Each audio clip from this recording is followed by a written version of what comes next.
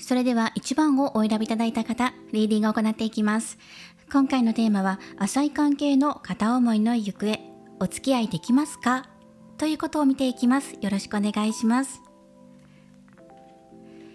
今回はオラクルカードを使って、まずお相手、今の現段階であなたにどんな印象を持っているのかというのを見ていきます。まずは最初にトランスペアレント、こちらのオラクルカード、透明なオラクルカードを使って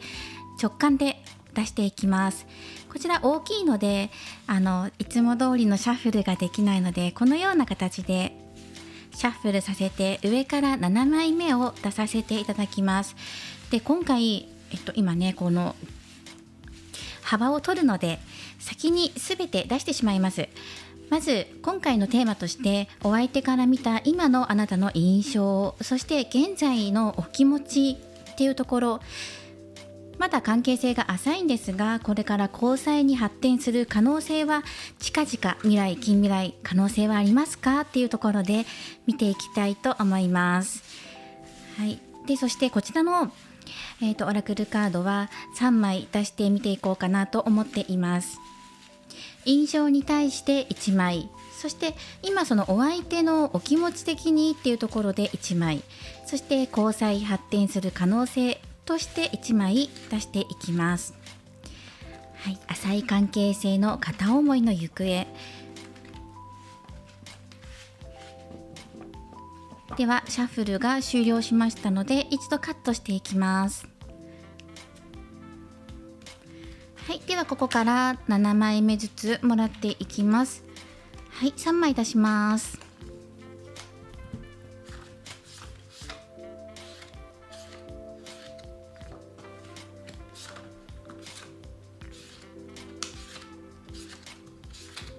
はい、蛇のガイド。はい、こちらもおじかのカードですね。そしてこちらが山のカード。この3枚で見ていこうかなと思います。はい、でその他にもカードを足して見ていきますね。まずはこんな風に出てきています。はい、そうですね。そのお相手のから見たあなたの印象、今このカードだけでパッと入ってくるのが、なんか燃えるような情熱だったり活発さとか、それはあなたの元気の良さっていうのが印象に残ってるのかもしれない。活動的、活発的なので積極的にアピールをしていたりとかっていう印象を持たれていたりするかもしれません。あとよく声をかけてきてくれるなとかね、自分の目の前によく現れるというかね、よく目に入ってくるとか、そういうことが感じられます。もう少しカードを足していきながら詳しく見ていきましょう。まずこちらが一番最初に出したこのカードがあなたへの印象なんですね。そしてこちらのお時間のカードが今のあなたに対するお気持ち、そしてこちらが交際できますか、可能性ありますかっていうところで見ていってます。で、この山のカードで頑張れば、諦めなければ可能性は広がっていくんじゃないかっていうのがまず出てきています。あとは出していきます。オラクルカードでまずそうですね、印象に対して1枚もらっていきます。そして交際に発展するかどうかっていうのも同じく出していこうと思います。同じくね3枚ずつ出していきます。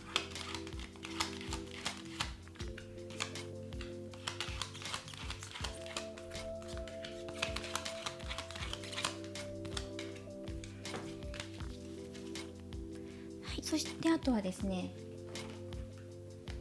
こちらのウィズダムのオラクルも使って1枚カード出していきます。このウィズダムまた後で出すと思いますが、とりあえずまずはね1枚出しましょう。こ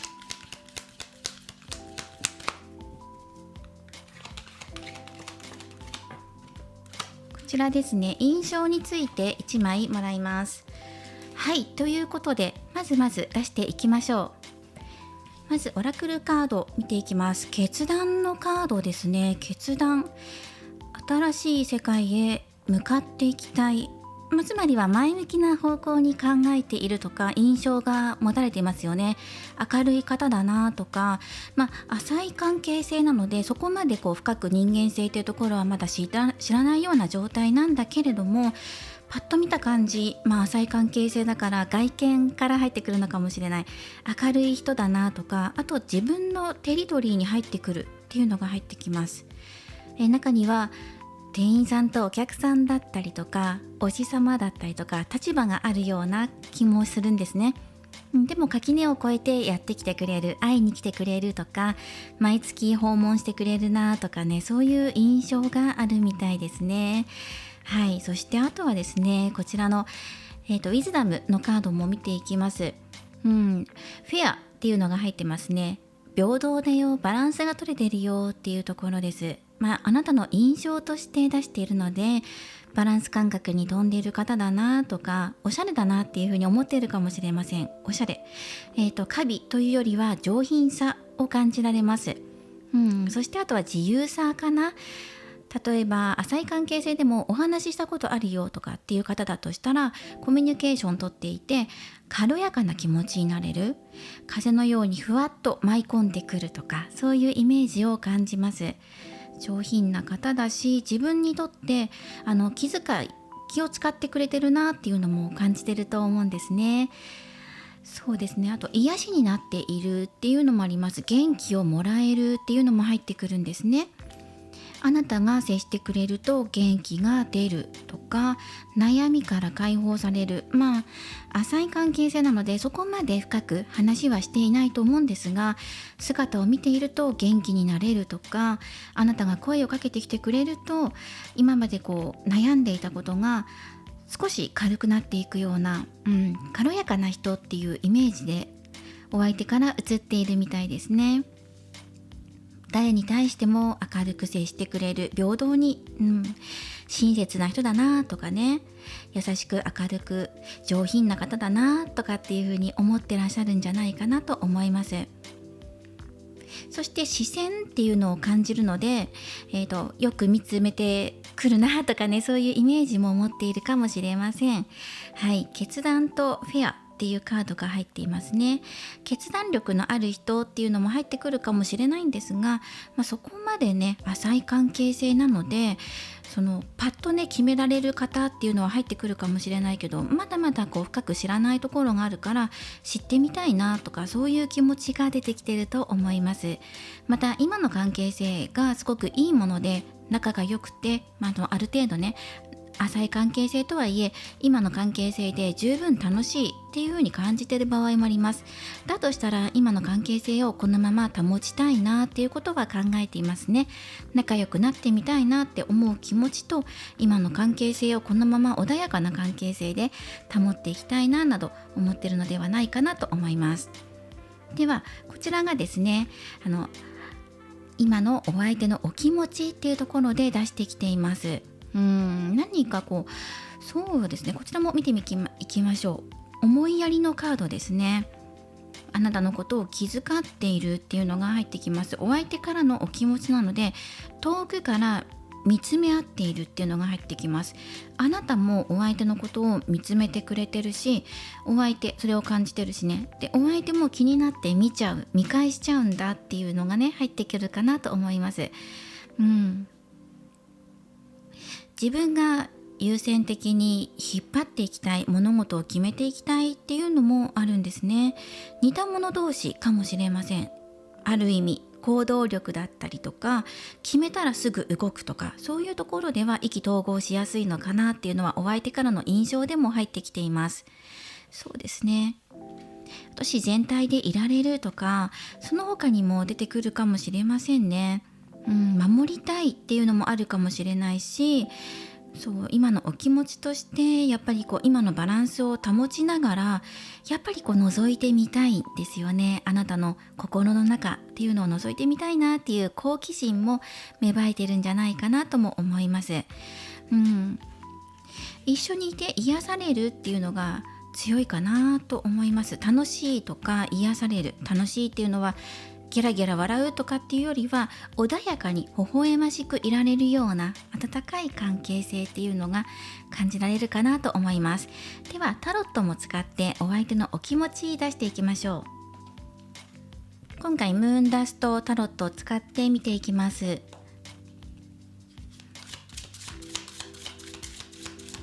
また一度戻りまして、印象、そしてあなたに対するお気持ちっていうところを続けてカードで出していきます。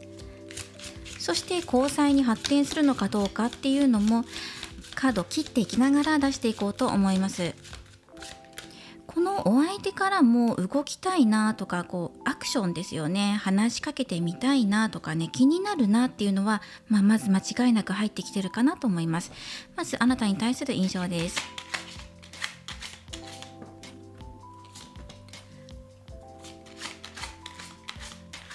はい、ワンドのエース、そして太陽のカードが入ってますね。やっぱり明るい人とかね、決めたらすぐ動く。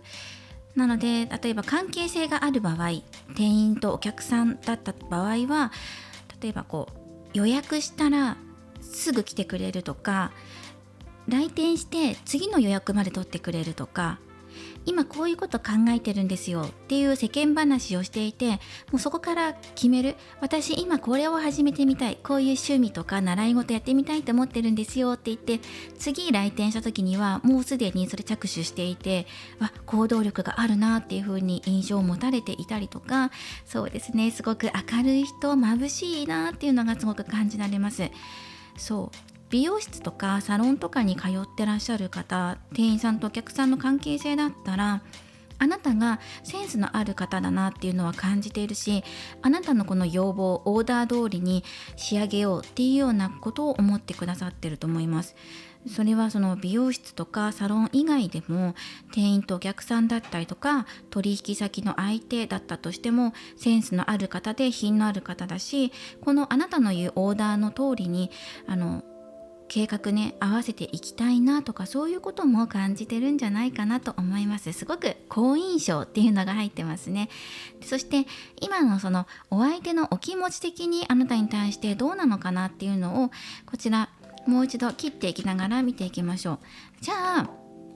なんかすごく印象良さそうなので、気持ち的にもこれはいいお気持ちあるんじゃないかなっていうふうに思うんですが、恋愛に対してはどうなんでしょう。恋愛対象としてみた場合に、あなたのことはどう感じるのか聞いていきましょう。恋愛関係になった時ではなくて、恋愛対象として見た場合です。見ていきます。はい、ワンドのキング、はい、そしてカップの9、全然恋愛感情あるんじゃないっていう感じがします。そしてできるんだったらお相手の方から引っ張っていきたいなっていう気持ちが強いんじゃないかなと思いますね。情熱的にこの好きなお相手ですよ、お相手の方から情熱的にアタックしていきたいなっていう風に、強い行動力や意志力っていうのを感じます。ただ自分が独りよがりにならないようにっていうことは、気遣いやっぱりしてくれていますよね。そしてやっぱり恋愛対象の方として思ってらっしゃる、好きみたいなね、そこまでね感じてくださってるような気がしますね。すごく素晴らしいです。自分の気持ちをあなただったら満たしてくれるだろうとか、理解してくれるんじゃないかなっていうふうに思ってる。そしてお互いそれぞれの個性っていうのがある、で理解できる、共感し合えるところもあれば、そういう見方もあるんだね、面白いねっていう風に思うところもあるんだっていう風にお相手の方が言ってきてくれています。ただその違う見方をするから、その感性がすごくいいなっていう風に思ったりとか、自分では思いつかなかったような発想力だったりアイディアっていうのをあなたが出してくれるので、それで自分が影響を受けることもあるよっていうのが出てきてます。そしてその逆もまたしかりで、自分が発言したことであなたがピンとヒントをもらってイメージできたってこともあったんじゃないかなとも思うんですね。違うからこそ惹かれ合うし、そして似てるところもあるから共感し合えるっていうのがお相手が今伝えたいことなんじゃないかなっていうふうに思っています。ただ優しく見つめてくれるとか包み込んでくれる温かさではなくて、ある意味ね、お互い違う個性を持ちつつ、だからこそフェアでいられるよねとか、いろんな視点持っていて刺激し合えるとか、そう違いすら受け入れ合えるような、そんなお気持ち、関係性になりたいっていうのもあるだろうし、できれば自分の方からリードしていきたい、エスコートしたいなっていうのがね、すごく強い。だからこのお相手の方から声をかけてきてくれるとか、深く知ろうとしてくれる仕草っていうのを見せてくれるんじゃないかなっていうふうに期待が入ってきますね。はい。そしてもう少しね、見ていきましょう。なんかね、カップの9も入ってるし、気持ちを満たしてあげられるような、あなたがね、お相手にとって気持ちを満たしてあげられるような、そんな存在なんじゃないかなとも思うし、やっぱりあなたのピュアさ、純粋さっていうところがお相手の目に留まっているみたいです。はい、ということで、また続けてタロットでもらっていきましょう。さあ、この後ですよ。じゃあ実際にお付き合いできる可能性あるんですかっていうところまで見ていきましょう。もう一度カード切っていきます。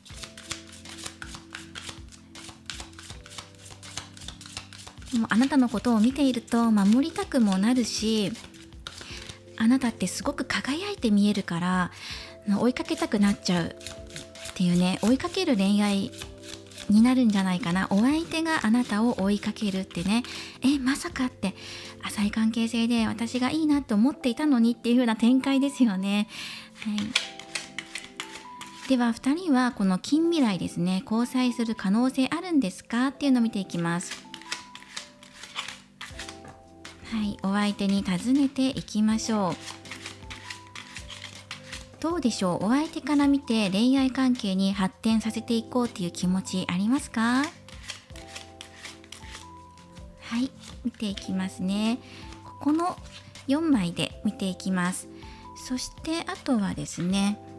こちらの最初に出しているカードもね、一緒に見ていきましょう。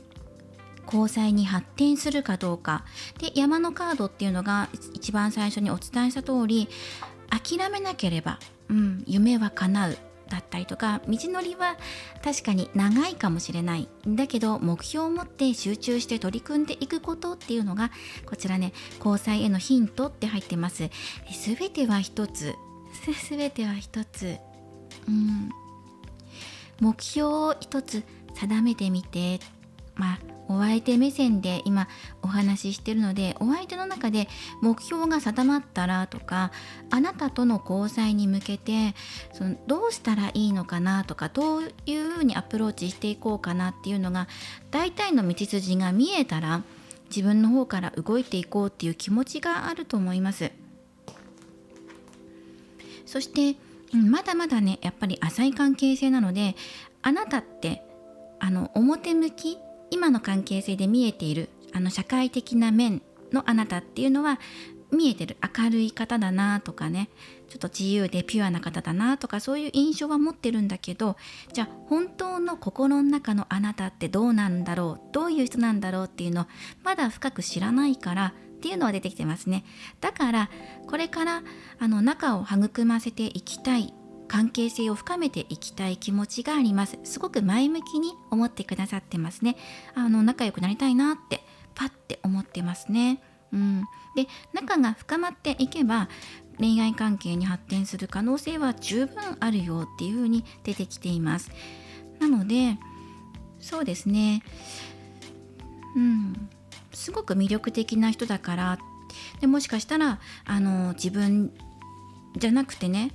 あなたには他にお相手がいるんじゃないか、恋人だったりとか他に好きな人がいるんじゃないかっていうふうに思ってる可能性もあります。このお相手の方が自分からアタックしたいんだけど、あなたにパートナーがいるかどうかまだそこまで深く知らないから、まずそこから聞き出していこうかなっていうところですね。そしたらあなたにパートナーがいないって分かれば、もっとすっきりした気持ちで自分がアタックしやすくなるなっていうことは考えています。まず動きたいっていうのが入ってますから、何かしらの形で動かれてくる、話しかけてくるとか、中にはね、はっきりと連絡先を教えてくださいとか、今度遊びに行きませんかっていう風に言ってくるお相手もいらっしゃると思うんですよね。交際に発展する可能性はすごくあると思います。全ては一つっていう風にあるので、2人がこの丸く収まるというかね、仲が丸くなる、つまり仲良くなるとか、ある程度の一つの目標地点まで達成する近未来っていうのが出ています。そのある程度の目標っていうのが連絡先の交換だったり、お食事デートだったりとか、一つの目標は達成されるんじゃないか、仲が深まるっていうことですね。っ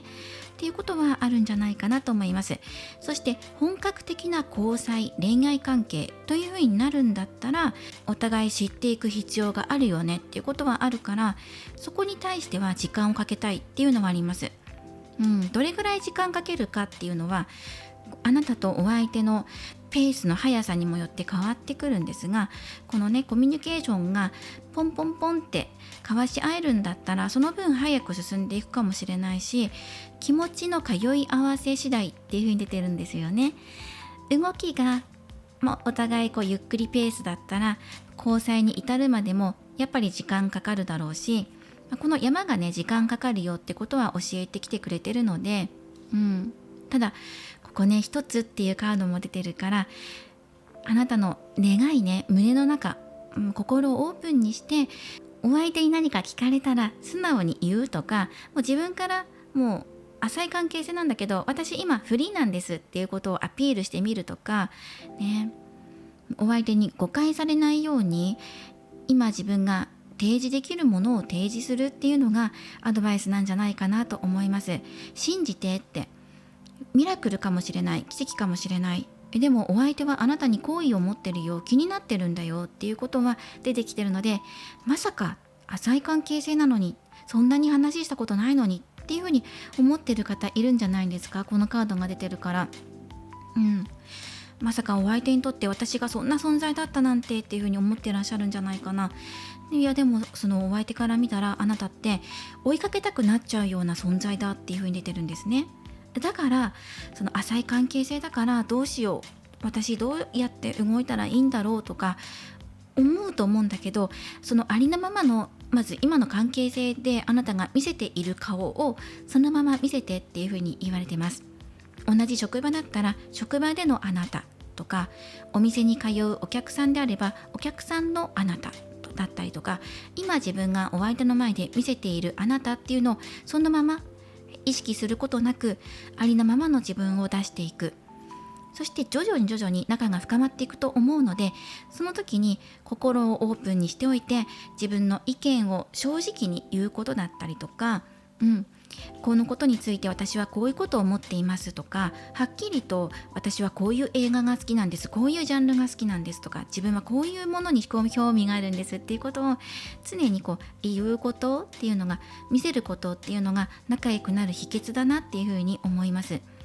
そしてあとはお相手がリードしてくれるリーダーシップっていうのが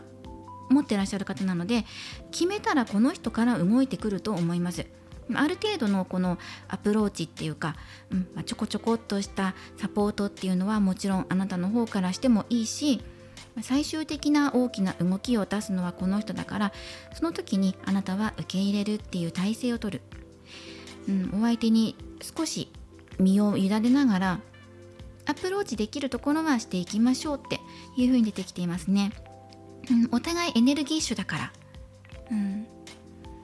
だから趣味があって、例えばキャンプが好きっていう共通点があったら、じゃあ行こうよってなった時にすぐっていう風に言い合えるような相性なんですよね。そういう情熱的な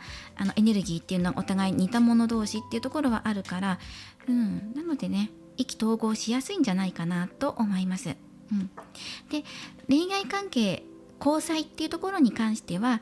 その急いで何とかしようとは思わずに、まずはゆっくりと気持ちを通い合わせてみてくださいというふうに出ていますね。そして何かしらお相手の方から動きが出てくると思うので、その時にすぐに受け止められるような余裕を持っておくといいのではないかなというふうに出てきています。はい、ということで、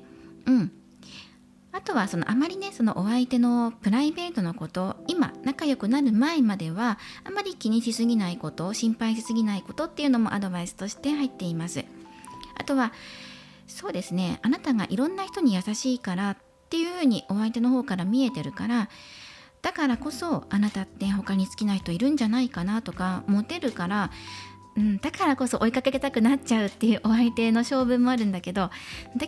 私はやっぱりあなたのことを見てるんだよっていうことをね、時々振り向いてあげると、この方追いかけやすくなる。だけどバランスなんですよね。振り向きすぎると、見つめすぎると、逆にねこう追いかけたくなるっていう、このなんていうんでしょう、お相手の性格っていうところが、なんか追いかけなくてもいい、追いかけられる恋愛より追いかけたい恋愛をしたい方だから、追いかけたくなっちゃうような感じで、かといって突き放しすぎることなく、時々振り返ってあげると、もっと見たいなっていう気持ちが膨らんでくるんですね。なのでそのようにアプローチしていかれるといいと思う。今現在はまだ見えてこないものもあるっていうのは出てきてるので、少しずつ小出しにする感じで、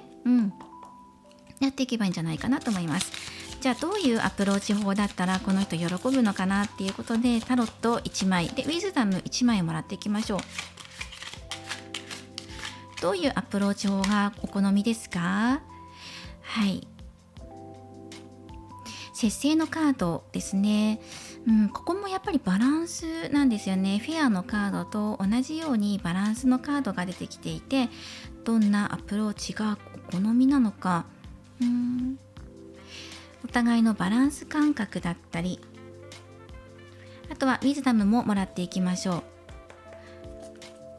そのお友達としてフランクに接してもらえると嬉しいなっていうところ、まず一番最初は、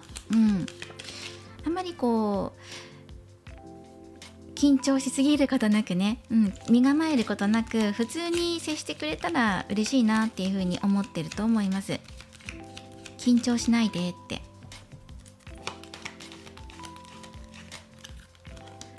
はい、もう一枚出していきましょう。こちらのカードも変化ですね。風向きが変わるよ。どういうふうにアプローチしてくれたら嬉しいのかっていうふうに聞くと、変化っていう風に出てきました。風向き、例えば2人の流れを変えてみるっていうのがいいのかなと思います。急激にではなくて徐々にでもいいと思います。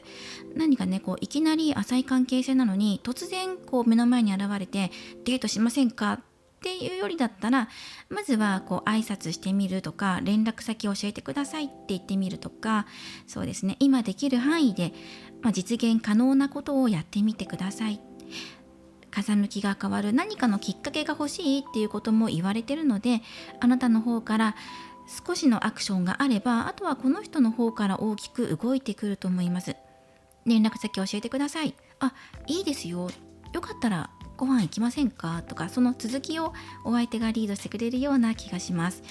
やっぱりこうお食事っていう感じもするので、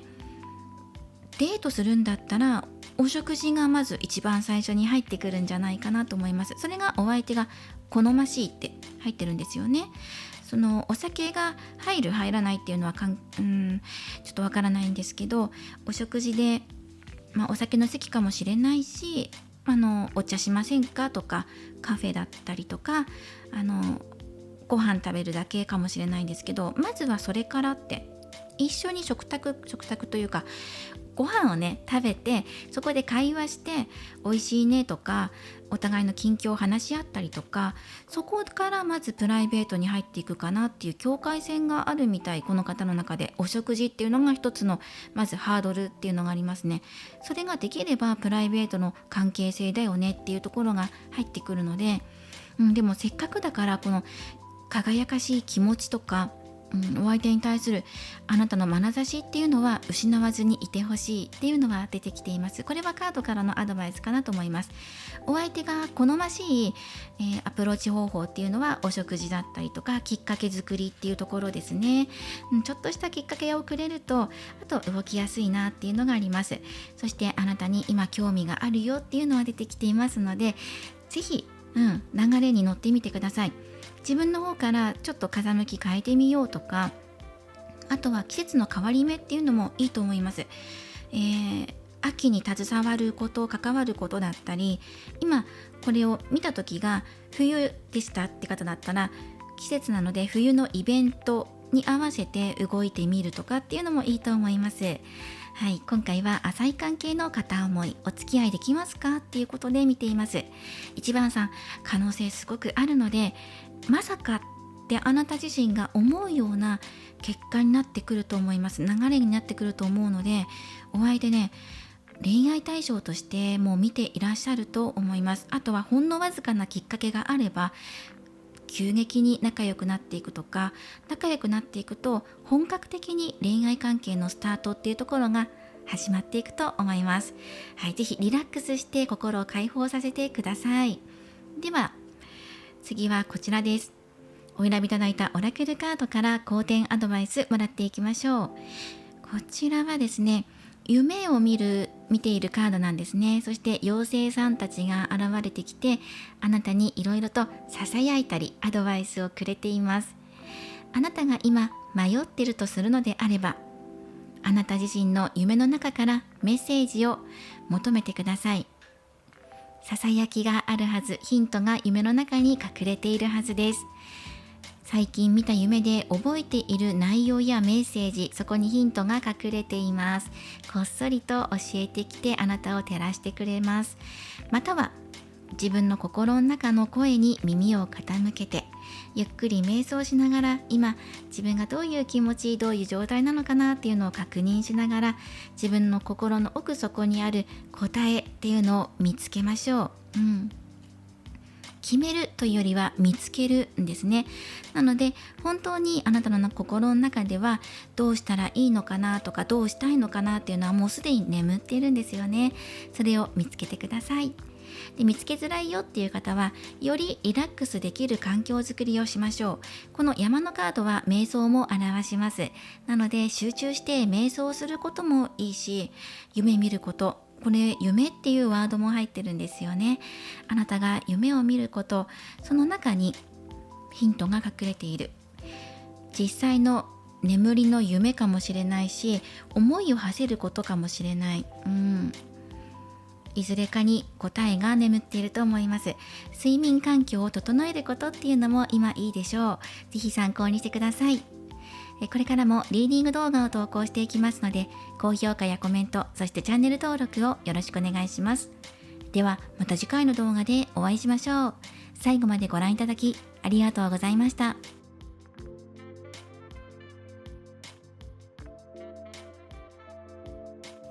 それでは2番をお選びいただいた方、リーディングを行っていきます。今回のテーマは浅い関係の片思いの行方、お付き合いできるのかというのをテーマに見ていきます。あの人とお付き合いできますか？憧れの方、まだ浅い関係性でどうやって仲良くなっていけばいいんだろう、最終的にお付き合いできるのかどうかっていうのを見ていきます。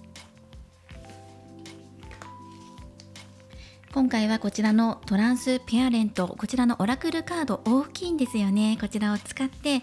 今回このようにシャッフルしてカードを出していきます。透明な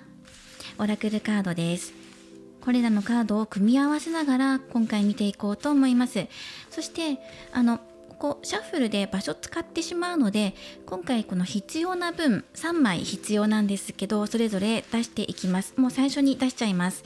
そしてまずは今のお相手から見たあなたの印象で1枚出すのと、そして今あなたに対してどういう気持ちを持っているのかっていうことで1枚、そして最終的に交際に発展する可能性は近未来ありますかっていうことで、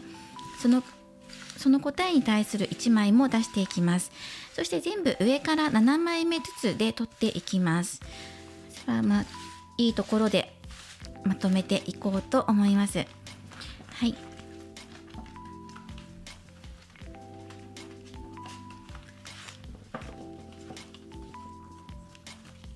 ではカットします。でカットして上から7枚目ずつ取っていきます。はい。よし、こっちですね。ではこれで取っていきます。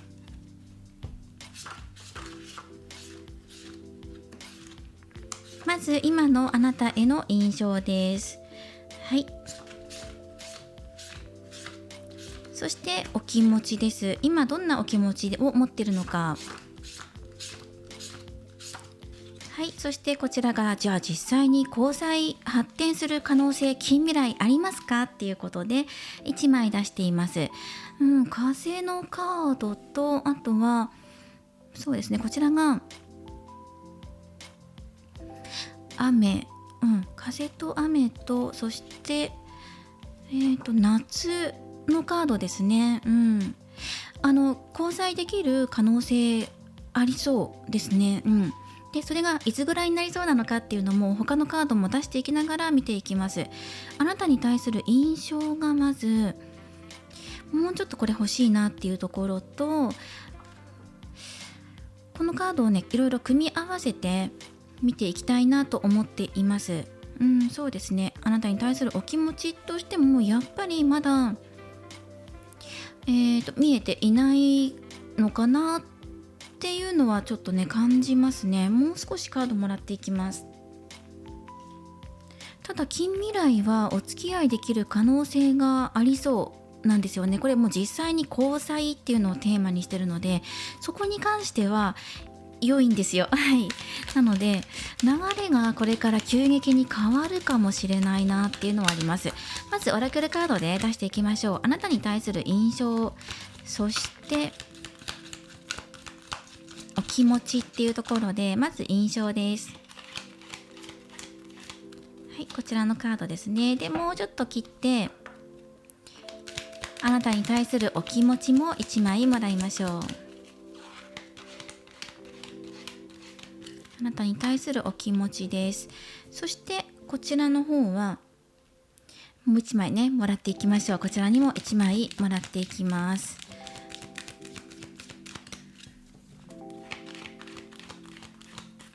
はい、1枚もらっていって、あとはウィズダムオラクルからももらっていきます。このウィズダム後からまた1枚出しますが、まず最初に1枚出してあなたの印象っていうところをもらっていきます。そしてお気持ち、印象っていうのも少し似ていて、ちょっとまだこう見えてこない。ただその大きな存在だったりエネルギーっていうのはあなたの方がね発してるっていうのは感じてるんですよ。だからなんとなく存在を強く感じていたりとか、そんなによく知らないんだけどなんとなく気になるとか、そういうのはあるんじゃないかなと思うんですね。まずはこちらです。今のあなたに対する印象っていうことで、ノーという、ノーって言ってる、なんかご縁を感じますね。お相手とあなたのご縁です。そしてこちらのカードもね、ウィズダムの方も見ていきましょう。コミュニティ、何かに属していませんか？同じチームやお二人が一緒になっているチームですよね。コミュニティの場です。 SNS かもしれないし、何かこうファンクラブが一緒とか、そうですね、同じところにいるんだよっていうのは入ってくるんですよ。同じところにいる仲間とかたくさんいるってことです。コミュニティってことは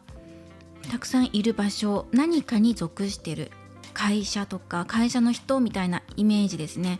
とか、なんかそのチーム、お友達とか共通の知り合いとかいっぱいいる、その中の一人っていう感じです。だけど大きなエネルギーを感じてると思いますね。まだよく見えないんだっていうのはあります。まだちゃんと見えていない。そしてノーって言ってるところがあるので、それはあなたがそのノーって言ってるところを見てるのかもしれないし、逆に言えていない、なんかこうあなたはコミュニティの中に属していても自分のことあまり主張しない人だなっていうようなイメージを持っているっていう可能性もあるんですよね。本当はやりたくないことでも引き受けていたり我慢していたりとかするように見えているっていうのが出てくるんですよね。自分を犠牲にしている、あなたが自分の気持ちを押し込めて仕事を任されているのか、または、なんかこう耐えているなとか我慢してるんだろうなっていうふうに見えているし、やっぱり浅い関係性な分、そのよく見えない本音っていうところがよく見えなくて、例えばあなたがどっちでもいいよとか、みんなに任せますとかっていうようなことをね、よく言っているのかもしれない。人に合わせやすい、合わせてるとか、そういうことを感じます。もし同じコミュニティの中にいなかったとしても、いやでもいると思うんですよね。何かに属してる、会社じゃなくても SNS でつながっていますとか、アプリとか、なんかオンラインゲームとかでこうフレンド申請してますとかで、その大勢で集まっていたりするんだけど、そこであなたはあまり自分の意見を押し通そうとせずに、どちらかというと人の意見を聞く側、で本当は嫌なんじゃないかなっていう風に見えている時もあるし、優しいなっていう風に思ってるし、まだまだよく見えない。本当は本心って何を思っているんだろうとか、辛くないのかなとか、中にはね、辛く当たる、強く当たられる方もいると思うんですよ。周りの人に強く言われたりとかして、それでも大丈夫だよとか、いいよっていう風に言ってしまうあなたがいて、それを見てどこかこう歯がゆい気持ちというか、本当は困ってるんじゃないかなっていうのを遠くから見ているような印象です。でこちらがお気持ちっていうところでね、出しています。表現しようっていうカードです。愛を表現しよう、今のあなたに対するお気持ちとして、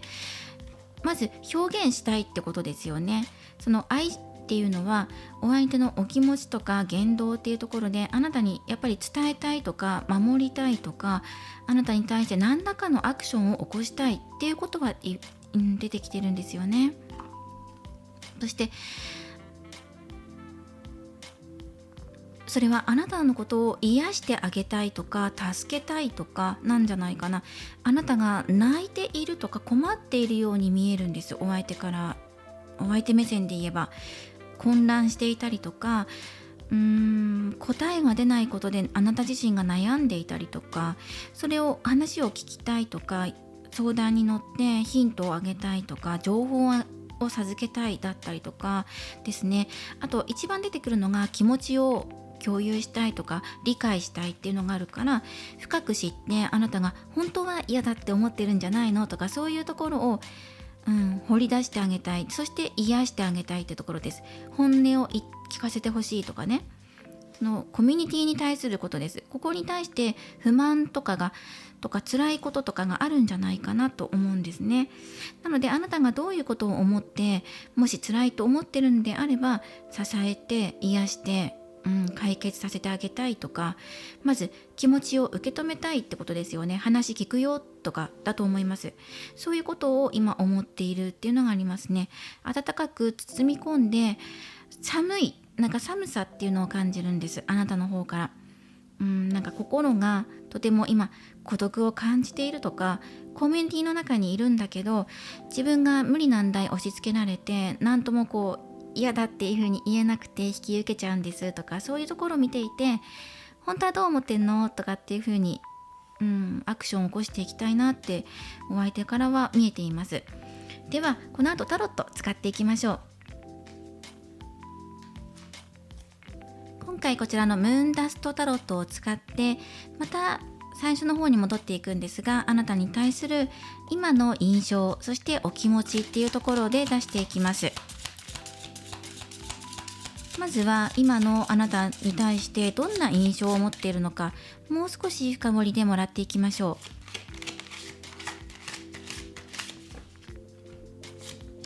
う。まずは、カップの8、今のあなたに対する印象です。2枚もらっていきます。ペンタクルの9ですね。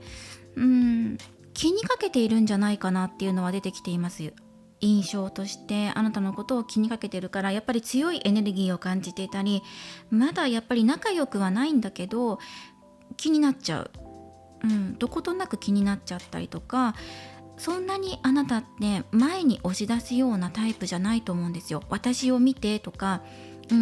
関係性が浅いから自分から仲良くなりに行こうとか、激しくアタックするようなタイプではなくて控えめな方なんですよね。だからそのエネルギーとしてはお相手にはっきり言ってしまえば届きづらいんですよ。自己アピールあまりしないから。なんだけれどもあなたのエネルギーっていうのを感じ取ってるよっていうのがお相手の方から印象として受けています。どことなく気になっちゃうんだとか、そんなによく知らないんだけど何か気になる何かがあるとか、そういうことを感じています。助けになりたいとか力になりたい、もし同じ職場にいるんだったら仕事上で助けたいなとか協力したいなっていうふうに思ってるし、そこが強いかなと思います。そしてあなたがやっぱりグループの中から外れて、例えばお昼ね、一人でお昼ご飯食べていたりとか、周りと一緒にお昼食べてるんだけど上の空だったりとか、話は聞いてるんだけど合わせてるように見えるとか、そういうイメージを持ってるっぽいなっていうふうに思いましたね。だけど周りに強い存在がいるんじゃないかなと思うんです。同じグループの中にリーダー的な存在というか、ジャイアン的な存在のような人がいて、あんまりその人にね深く関わって自分の意見言って空気乱してもいけないしっていうふうに思ってね、あえて控えめに会社の中では言おうかなっていうふうに思ってるのかもしれないし、そういうところも見えてるよっていうふうに言われてますね。本当は違うんじゃないって、プライベートのあなたってこのコミュニティの場でね見せてるあなたとはまたちょっと違うんじゃないかなっていうふうに思っていたりとか、またそうですね、心の中で抱えてるものあるなっていうふうに見えています。ではあなたに対するお気持ちどういうふうに思ってますか？お相手はどういうふうに思っているのかは、カップのエース、受け止めたい、カップの5番、悩むっていうのがあるな。受け止めたいけど悩んでる。それはどこまで深入りしていいかわからないし、自分の気持ちがおせっかいになるんじゃないかっていうような不安もあるしね。あなたからしてみたらやっぱり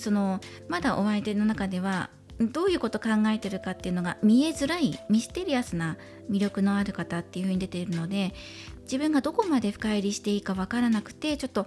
戸惑ってるんですよね。救い取ってあげたい、救ってあげたいっていう気持ちが大きいんだけど、どこまで踏み込んでいったらいいんだろうっていうことが出てきてるかなと思います。そうですね、何か助けたいとか受け止めてあげたいって思ってるんだけど、いやでもあなたはもしかしたら心の中で実は自分に対しても壁を作ってるんじゃないかっていうふうに思っていたりとかっていうところもあるかも。で、自分が話聞こうかって言った時に、いや結構ですとかってもし言われたら、ちょっとそれはちょっと自分的にも傷ついちゃうし、本当はどうなんだろうみたいな、自分の気持ちでどこまでね踏み込んでいったらいいんだろうかっていうところで気になってるんだけど、じゃあ声かけるか、いやかけない方がいいのかなとか、遠くから見ていた方がいいのかなとか、そういうことは考えてるみたいっていうのがあります。今のあなたに対するお気持ちです。どこまで気持ちを汲み取っていったらいいんだろうって、お相手のね自分本位かもしれないけど、お相手の中では自分は話聞きたいし助けてあげたいって気持ちあるんだけど、それはあなたにとって迷惑になるんじゃないかなっていう気持ちもあるから、どっちつかずだったりとか、そんなに深く自分から突っ込んでいこうっていうところまでは今まだ至っていないよって。でもね、受け止めたい気持ちっていうのは大きく出てるから、じゃあこの後ね交際に発展する可能性あるんですかっていうところでカードまず出していきます。交際に発展する可能性ありますか？今の2人近未来です。交際に発展する可能性ありますか？ワールド。はい、見ていきましょう。カップのごめんなさい、ペンタクルのクイーンとワンドのクイーン。そうですね。でワンドの6番。近未来交際に発展する可能性あるんじゃないですかね。仲良くなれますかではなくて、交際っていうのをはっきりとテーマとして出してるんですよ。そしてお相手の方でワールドを出してるので、交際したい気持ちがあると思いますよ。ここも出てきてます。そしてあなたの魅力に惹かれているし、それはもう今もすでに出てるんですよ。今の印象としても出てるんですよね。守ってあげたくなっちゃうんだって、ほっとけないっていうのが出てくるから、やっぱり気になっちゃう。深く知らないけどね、そんなにあなたのことをよくよく知らないんだけど、やっぱり気になっちゃうとか、ふと頭の中よぎってくるんだよねとかね、気になっちゃうなっていうのが出てくるんですけど、交際に発展する可能性はあります。あるけど、ちょっと気になるところがあって、まずはこっちの最初に出していたオラクル見ていきましょう。まずそのね、最初にもありましたよね。その最初の今の印象とか気持ちとはまた逆にこっちの方が盛り上がってるよって、交際に関するカードはこれは夏なんですよね。楽しいとか豊かさだったりとか、ね、情熱、夏です。活発的なことですね。そうですね、そういうイメージがあって、お相手の中で交際することってすごくそうなりたいっていうふうに思ってるんじゃないかな。で、今はまだ浅い関係性なんだけど、やっぱりほら交際ってなるとお互いよく知ってからねっていうのがまずワンクッションあるじゃないですか。そのワンクッション挟んだら、あなたと付き合いたいって思うと思う。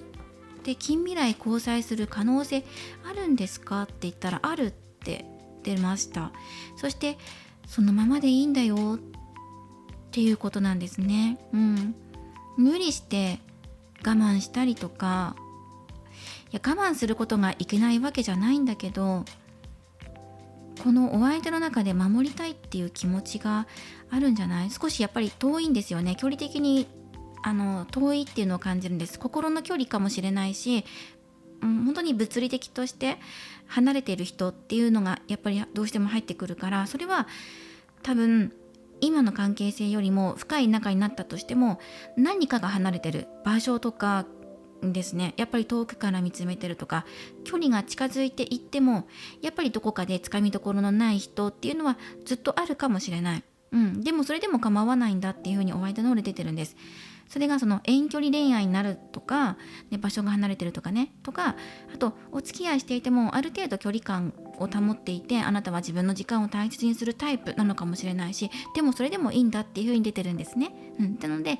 その離れているとか距離っていうところに関しては気にしないでほしいっていうのはもう出ています。そしてすごく交際に関しては前向きに考えています。で、印象とかを見ていると見えてこないっていうのがはっきり正直言って出てきていたから、自分を抑え込んでいるなとか、そういう風に映っているよっていう風に出てきてるから、正直ね、すぐそんなに交際って発展するんだろうかって思ってたんですけどね、その一番最初にも言った通り、このカードがすごく豊かさを表すカードで、はっきり見えないに対して逆、発展していく、豊かになっていくとか、華やかっていうのが伝わってくるから、そしてプラスね、守りたいっていう風に出てくるんですよ、あなたを。出ていますね。で、気になるのがちょっとね、お二人が交際する可能性はすごくあるんです。お相手はそれを望んでいるし、ぜひそうなりたいって思ってる。深く知れば知るほど味の出る方っていう風にあなたのことを思ってると思うし、でもなんだろうな、別にそのあなたにこれをしてほしいとか、あれをしてくれたら交際できるとか、そういう条件を突きつけるわけじゃないんですよ、お相手は。そのままのあなたでいい。でも辛いことがあるんだったら話してほしいって思ってるし、ちょっと気になるところがあるので1枚補足出しますね。お相手何が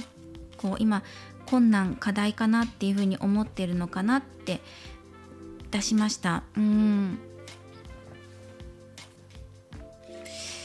そうですね、交際するにあたって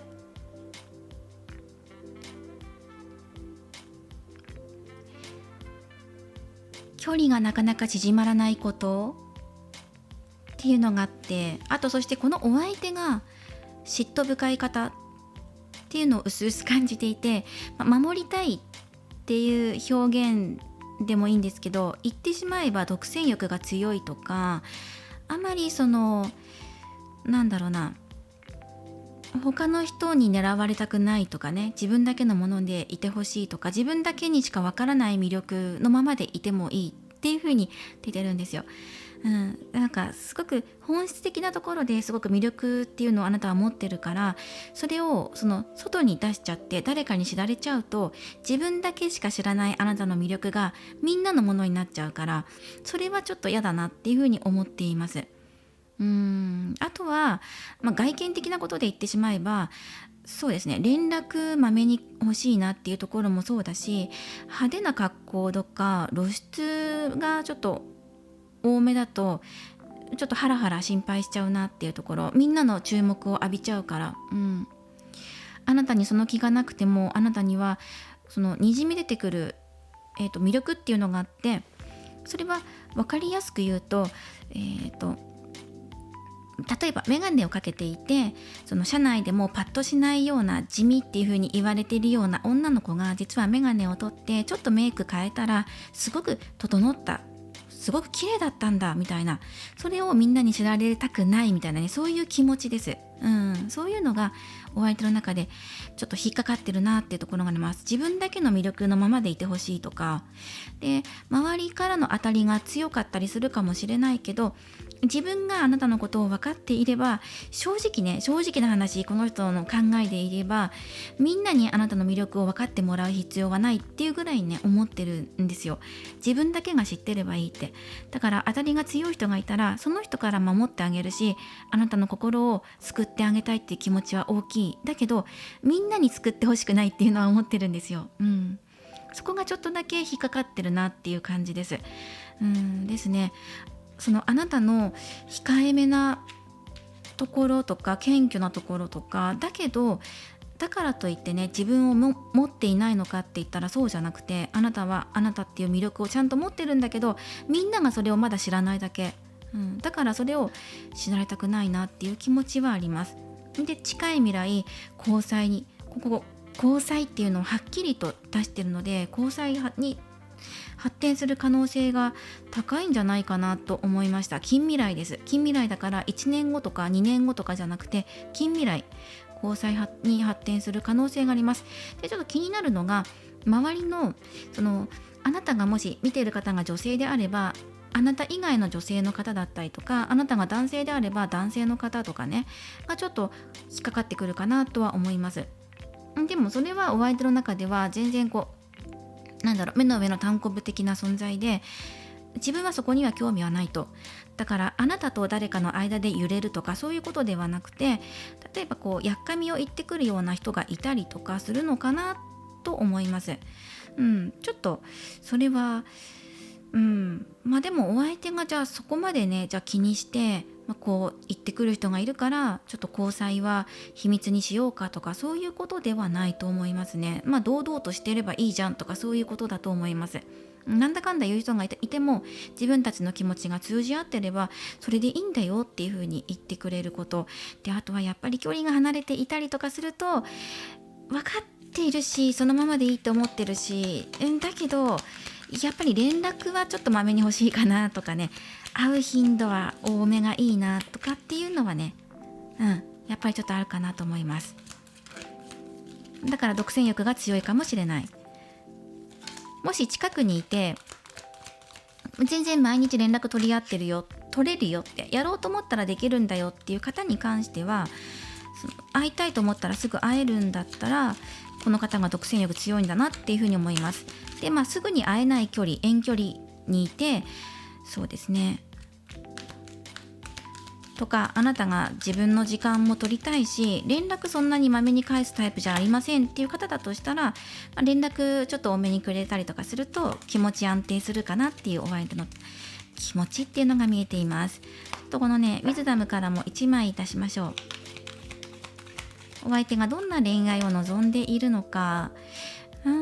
こちらのカードですね。閉じ込めたいっていうのがあります。メッセージインアボトル、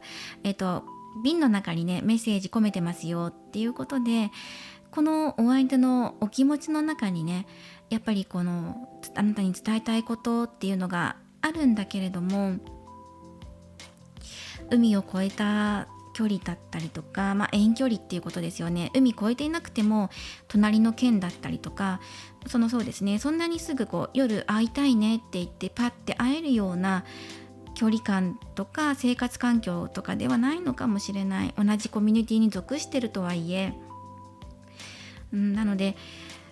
そうですね、自分の中に込められている思いっていうのがなかなか告げずにいるんだけれども、じゃあどういう恋愛をあなたとしたいのっていうふうに聞いた場合は、やっぱりあなたの気持ちかな、あなたの気持ちを知りたい、汲み取りたい、受け止めたい、話聞きたいっていうふうに思ってるし、自分の気持ちもねやっぱり言いたいんだっていうのもあるんですよね。瓶の中に込められてるメッセージだから、やっぱり伝え合うことって大事だよねっていうふうに、そういう恋愛をしたいなっていうふうに思ってるんじゃないかな。あなただからこそだと思う。これはあなたがノーっていうふうに言えなかったりとかするからこそじゃないかな。あと不器用なんじゃないかな、あなたが。周りから大事にしてもらってるし、大切に、今まで支えられてきた周りの人たちに、チームメイトとか上司に引き立てられたりとか、ひいきされてもらったりとか、ご両親から大事に育ててもらったんだけれども、不器用なんじゃないかなと思ったんです、私は。それは自分がノーっていうことを言えないだけじゃなくて、気持ちのリセットがうまくできなかったりとか、なんか名残惜しさっていうのはどうしてもあなたの中に残っていて、心の中ですね、いつまでも忘れられないようなトラウマみたいなね、昔ああいうこと言われたとか、外見的なことかもしれないし、内面的なこと、性格的なことかもしれないし、向こうからしてみたらたった一言なんだけど、何気ない一言なんだけど、それがいつまでも自分の心に絡みついてるんです。だから自分になかなか自信持てないし、自分の言いたいことうまく言えないんですとか、そういうことを抱えている方もいると思う。なんかそれをあなただからこそ、お互いの気持ちをやっぱり言い合えるような、そんな恋愛をしたいんだっていうふうに汲み取ってあげたいし、そしてあなたがあえて周りと、恋愛関係の相手すらどこかね壁を作るというか、全部見せたくないとか、見せるのが怖いとか、全部見せてそれで相手から何気ない一言で、いやそれないでしょみたいなこと言われたら傷ついちゃうからとか、そういうことを考えてるのかなと思ったんですよね。でそれすらも、愛おしいと思えるから、お互いあなたのねガードをできる限り薄くして歩み寄っていけるような、そんな恋愛をしたいって、思ってることがあるんだったらやっぱり伝えてほしいし、時間かかっても距離があっても、何かしらの形でもいい、言葉じゃなくてもいい、文章とかあなたが伝えやすい方法でもいいから、それをやっぱり言い合えるような、そんな恋愛を求めてるんですっていうのがね出てきています。無理して変わる必要はないんだけど、徐々になんて言うんだろう、壁を薄くしていけるような、そんな歩み寄っていけるような恋愛っていうのを今この人があなたに対して求めてるんです。あなただからこそそういう恋愛をしたいと思ってるんです。でなんでそれを強く言うのかって言ったら、このお選びいただいたカードもね、ノーっていうカードなんですよ。ノーって言っていいんだよって。でこっちもノーって言うっていうカードが出てきてるじゃないですか。あなたがいかに自分を押し殺しているのかとか、自分を表現するのが怖いと思ってるのか、自分をありのままの自分を表現して一度誰かに刺されたことあるんじゃないかなと思ったんです。相手が悪気がなかったと思う。それはなんかね、何やってんのとか、ありえないよとか、なんか何気ない一言でぐさっときたようなことがあったから、余計自分が自分の意見を言いづらいとか、そういうことを思ってると思うんですよね。でもこのお相手がそれを受け止めたいって思ってるんですよね。今のあなたに対するお気持ちとして、最近気になり始めてきたその気持ちがどんどん膨らんでいって、でもこの自分の思う通りにあなたに深入りしていいんだろうか、あなたは嫌だって思ってるのかどうかっていうところをまず確かめたいなっていうのはお相手の今のお気持ちです。でも近未来2人はこの豊かな関係性とか、になっていくんじゃないかなと思ってます。近未来交際できますかっていうところでこのカードが出てきていて、ワールドだったりとかね、大切にしたい、もうねみんなに自慢したいんだっていうのが出てくるから、堂々と交際宣言したいとかそういうところが出てきてるので、近未来流れ大きく変わるんじゃないかなって見ています。それは一通の手紙から始まったりとか、何気ないメッセージから始まるかもしれません。 SNS だったりとか LINE とかね、メール、お手紙とか文章から始まるかもしれない。それをどちらかが送るんです。そこから始まっていく気がしますね。そしてお選びいただいたオラクルカード、こちらはもう自分の正直に表現しましょうっていうことです。ノーっていうことを恐れることはしないでください。ノー違うよとか嫌ですとか違いますノーということは恐れることではないんです。自分自身を尊重し大切にしましょう。否定することとは違うんですよっていうことですね。ノーっていうことは他人の期待に応えすぎずに自分の心と体に正直になってくださいというメッセージなんですね。わがままになるとはまた違うんですが、抑えつけすぎている傾向があるんじゃないかなっていうふうに思いました。だからこそ見えづらいとか分かりづらいっていうふうに初対面の人に言われることもあったんじゃないかなと思うんですよね。何考えてるか分からないとか。でもそれを汲み取ってくれるのがこのお相手です。だからなんかね、カードを1枚出しましょうね。どんなきっかけがあって2人の距離が縮まっていくのかっていうところをウィズダムのカードから1枚出したいと思います。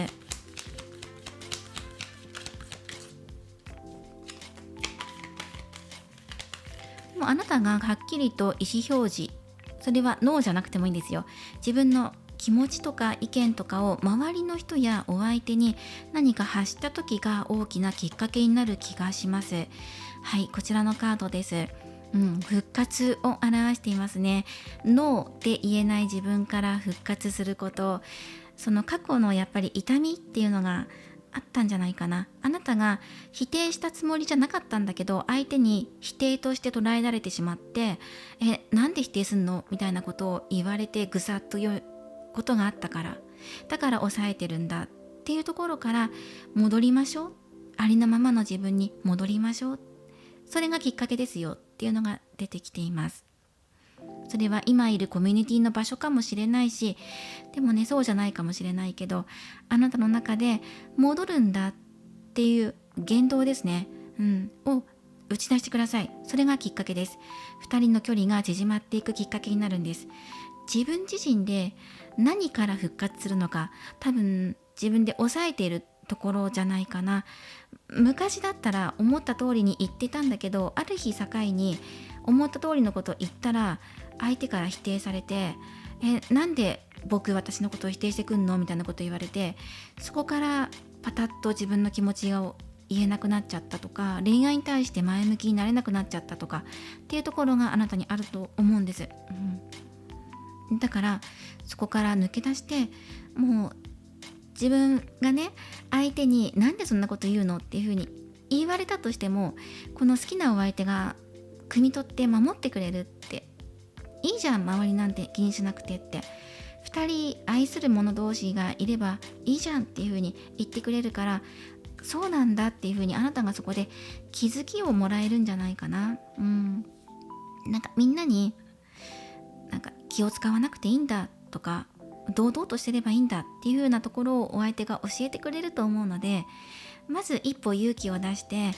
いつもだったら断らないところを、ごめんなさい今日は残業できません帰りますみたいなことで柔らかくね、ふんわりと押し出していってもいいので、抜けていきましょう。それがきっかけです。はい、応援しています。豊かなね近未来っていうの待っていますので、今回は浅い関係の片思い、お相手とお付き合いできますか、可能性ありますかっていうところをテーマに見ていきました。これからもリーディング動画を投稿していきますので、高評価やコメント、そしてチャンネル登録をよろしくお願いします。ではまた次回の動画でお会いしましょう。最後までご覧いただきありがとうございました。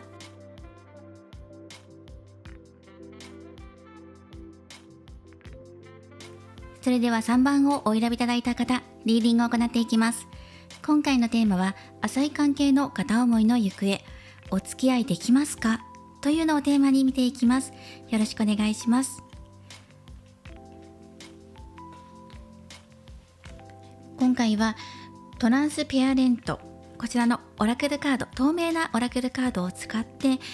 展開していきます。まずはこちらシャッフルして上から7枚目ずつ取っていきます。カード3枚出します。でそしてまずはシャッフルしながら、今のお相手から見たあなたの印象、浅い関係性です。どんな風に見えているのか、そして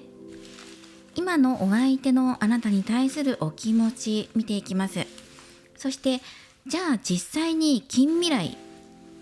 ですよ。1年後とか遠い未来ではなくて近未来、2人は交際する可能性あるんですかっていうところで見ていきます。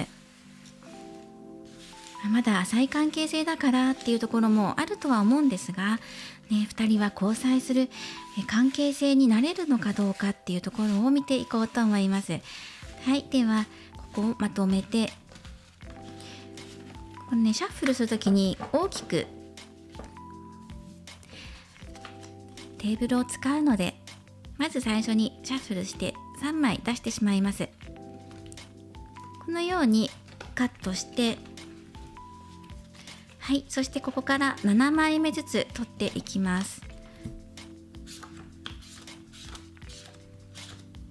まず今のあなたに対する印象です。わしですね。そしてあなたに対するお気持ちがレッドドラゴンです。そしてじゃあ実際に交際できますかっていうところで、はい、カラスですね。何かね、この鳥、ワシとかカラスとか、ドラゴンだったりとかっていうところで、そうですね、まずこっちは、ガイド、守護だったりとか、これもそうですね。他にもカードを出して見ていきます。オラクルカードを使って見ていきます。足してみていきましょう。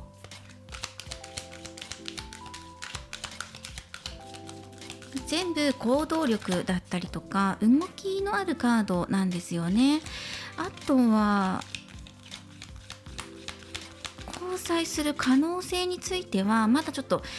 一番見えづらいかなっていうところがあるんですけど、印象だったりお気持ちっていうところだとちょっと情熱チックなね、そんな印象っていうのが出てくるので、まずは今の印象、そしてあとはあなたに対するお気持ちです。見ていきます。1枚出して、あとこちらですね。交際する可能性ありますか？お相手に聞いてみます。お相手3番さんと交際する近未来考えてますか？なんかお相手がね、秘密主義者っていう感じがするんですね。賢い方っていうのもあると思うんですけど、もうちょっと深掘りしながらね見ていこうと思います。まず印象です。はい、チャイルド。全く正反対のイメージを持っているような気がしました。例えば心の中はすごく純粋な人だなっていうふうに思っている。見た目がかっこいい方とかクールな感じとか凛とした美しい人みたいな、モデルさんみたいな、そんな眼差しを持ってらっしゃったりとか、またこのキャリアウーマンみたいな感じで仕事できますみたいな、そんな風に見られているんですね。外見なんですけど、実際こう可愛らしいものが好きだったりとかね、そのアクセサリーとかキーホルダーとかね、ぬいぐるみとかキャラクターものを集めていたりとか、そういうファンシーなものを集めるのが好きだったりとかもするのかなっていうところで、見た目と中身のギャップがある人っていうのが入ってきますね。外見だったりとか、そうですね、同じ会社とかにいたとしてもテキパキ仕事する人っていうようなイメージ、印象があります。でもあなたのデスク周りは例えばディズニーもので埋め尽くされていたりとか、お菓子があったりとかして可愛らしい一面持ってるなっていうような、そんな印象があります。そしてでは今のあなたに対するお気持ち、そのままでいいよっていうね、ありのままのあなたが素敵だよっていうことと、レッドドラゴンですよね。これ正直言ってあなたに対して異性としての恋愛感情ありそうなんですよね。何か一緒に過ごしてみたいなとか、お相手があなたをリードしたい、お誘いしたいって思ってるんです。でもしかしたら中にはその夜ね一晩共にしてみたいなっていうふうに思ってる可能性もあるんですね。と思いました。また後からねカード出していくんですけど、そうですね、何かねなんだろうな、あなたとデートしてみたいなとか、交わってみたいな、関わってみたいなっていうね、そういう情熱的な気持ちっていうのを持っています。で、中にはやっぱり一緒に寝てみたいなとか、添い寝してみたいなとか、肌のねぬくもりを感じてみたいなっていう風に思ってるお相手も一部いるかもしれないっていうことで、そして今のあなたに対するお気持ちっていうところだと、なんか連れて行きたいところがあるみたいです。つまりデートにお誘いしたいとか、見てほしいものがあるとか、聞いてほしい話があるとか、そういうことが伝わってきます。ではタロットも出していきましょう。ごめんなさい、タロットの前にウィズダムオラクル使ってもう少し見ていきます。まずは、今のあなたに対する印象です。ギャップのある人っていうのが一番入ってきますね。例えば物言いははっきり言うんだけど、やっぱり中身は天然だったり、ちょっと抜けてるよねってところがあったりとかっていうギャップのある人っていう感じですね。あと逆もまたしかりですよね。見た目ふんわりしていて、服装も割とふんわりした服装好んでらっしゃるんですけど、性格が好き嫌いはっきりしていたりとかかもしれない、ギャップのある人っていうのが入ってきます。今のお気持ちです。お気持ちで1枚出しましょう。はい。でそしてあとまた最後に出していきます。ウィズダム。まずは今の印象っていうところでもらっていきましょう。はい。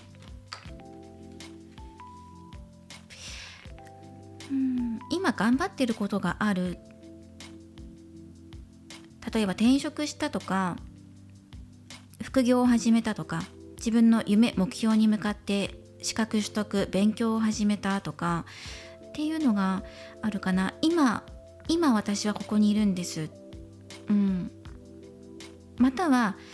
動こうと思ったら動ける、その行動力だったり、経済力、資産だったりとかもあるんだけど、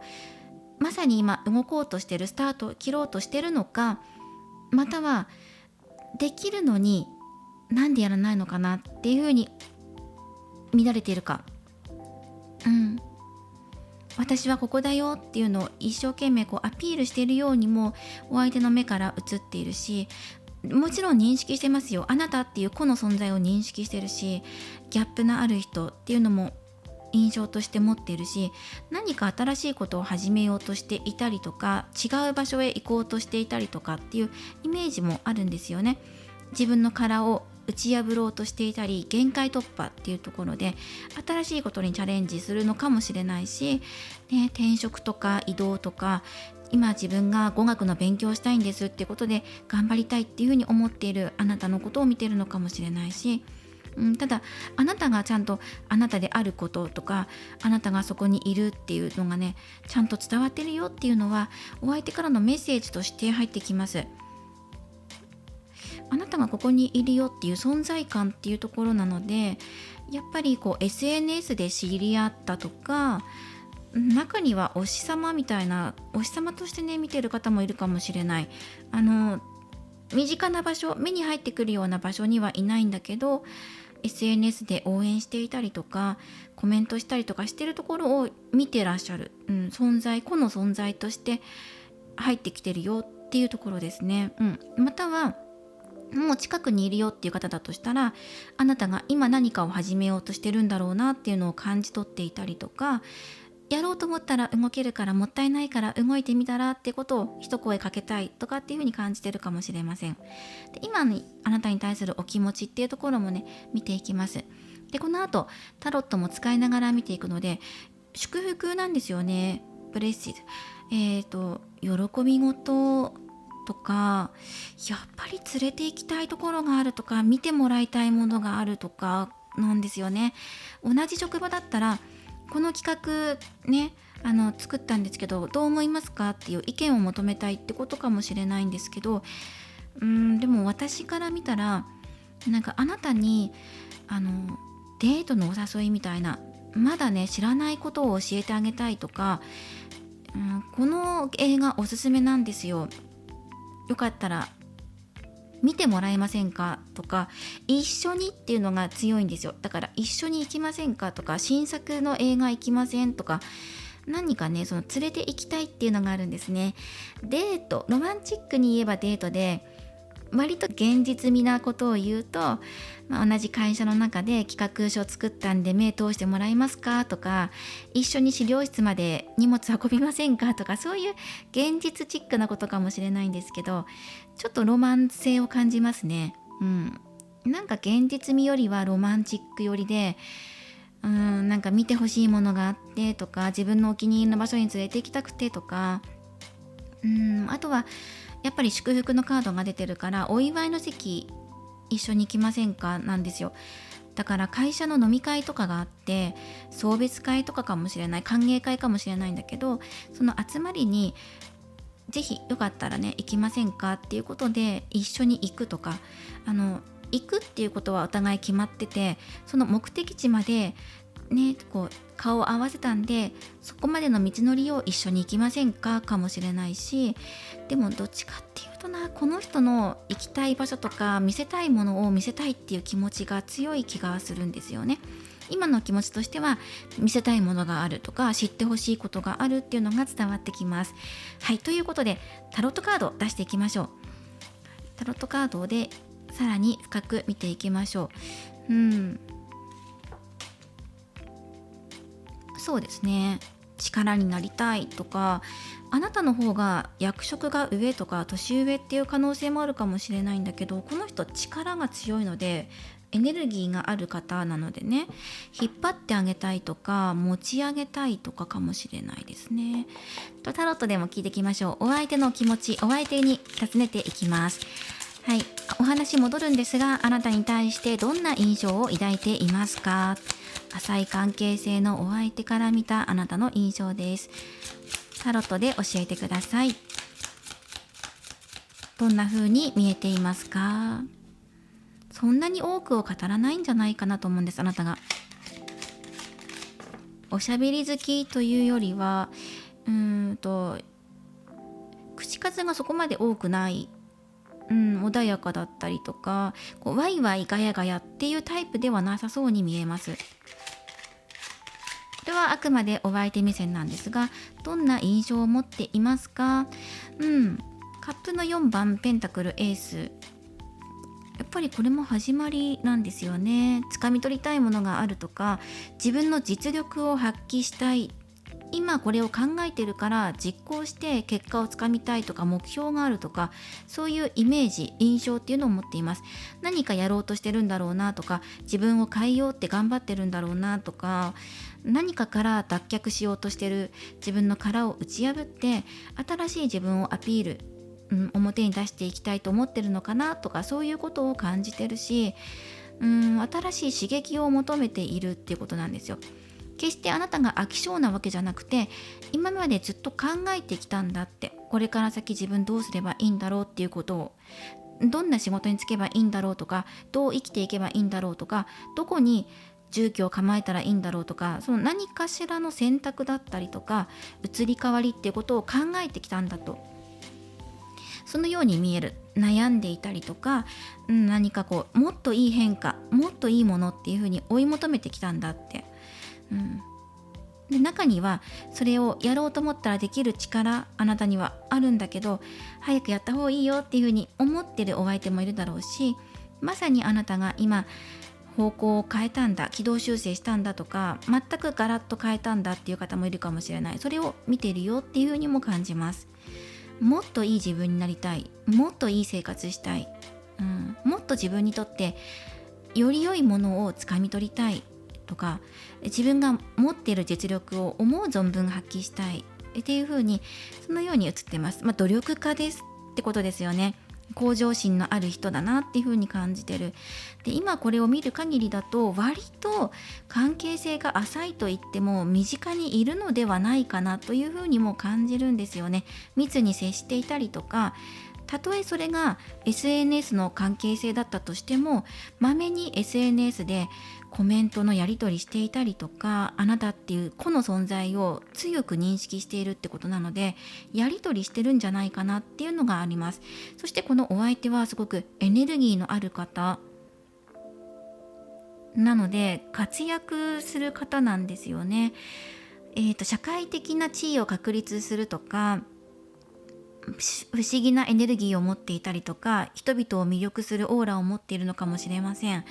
何かね、エネルギーの強さっていうのを感じます。では続いて聞いていきます。今あなたに対してどういうふうに思っていますか？あなたへのお気持ち聞かせてください。今私こういうこと始めたんですっていうふうにお相手に見せたっていう方もいるかもしれないですね。お相手が感じるあなたへのお気持ち、カップの2番。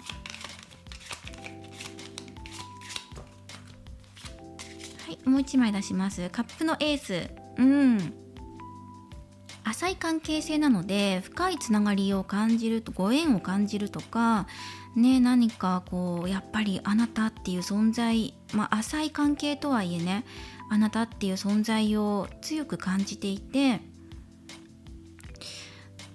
なんじゃないかなと思います。よく見てるなっていう感じ、よく見てるっていうか、よく感じてるなって思います。このお相手があなたのことを支えにもなってるし、お相手の存在があなたの支えにもなってるし、あなたがまさに何かを始めようと思ったきっかけがこのお相手なんですっていう方もいると思うんですよね。元気をくれる人とか癒しをくれる存在としてお相手がいるんだと。私がこのお相手を好きになったから私はこれを始めてみようと思ったんだとか、そういうきっかけをくれた人っていうのがあなたから見たお相手なんです。で、お相手から見たあなたっていうのはやはり存在感がある人っていうのを感じていて、ギャップももちろんそうなんだけれども、すごく良い印象を持っている。多分一目惚れに近いとか、ご縁を感じていたりとか、まだ顔合わせしたことないとしたら、外見もそして仲良くなればなるほど惚れるんじゃないかなっていうのが出ていますね。かなり気持ち溢れてきてますよっていうのが出てきてるんですよね。お相手の中でも芽生えるものがあると、そしてあなたの中にも始めているものがあると、お相手の中も最近知り合った方っていうのもいるかもしれないし、いやでもずっと見てきましたよっていうようなイメージもするので、ついに恋愛スタートかっていうようなお相手のお気持ちっていうのが見えています。ついにやっとここまで来たとか、もう歯止めが効かないから動いちゃおうとか、そういうところが出てるのかなとも思いますね。なるほど。じゃあ実際近未来2人って交際するんですかっていうところをお相手に聞いてみましょう。お相手に聞きます。あなたと3番さんとね、お付き合い近未来です。近未来ね、お付き合いしようって思っていますか？交際しようって思いますか？近い未来です。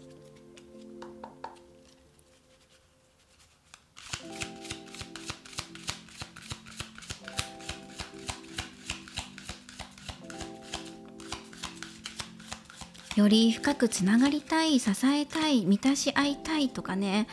自分一人だと味わえなかったものをあなたと一緒に分かち合いたいとか、やっとこれから始まっていくとか、そういうことがお相手から伝わってきます。あなたと近い未来恋愛関係になりたいと思っていますか？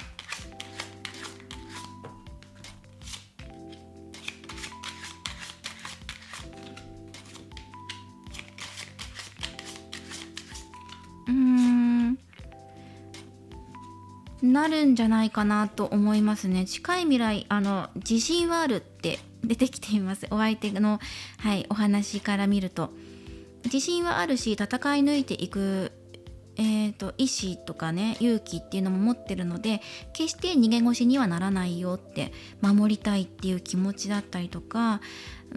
お付き合いに向かって進んでいきたいっていう気持ちもすでに自分の中で決まってるんですっていうのがありますね。自信があるっていうのが出てきています。あなたとだったらパートナーシップ結んでいけるとか、そうですね、お互い愛情で、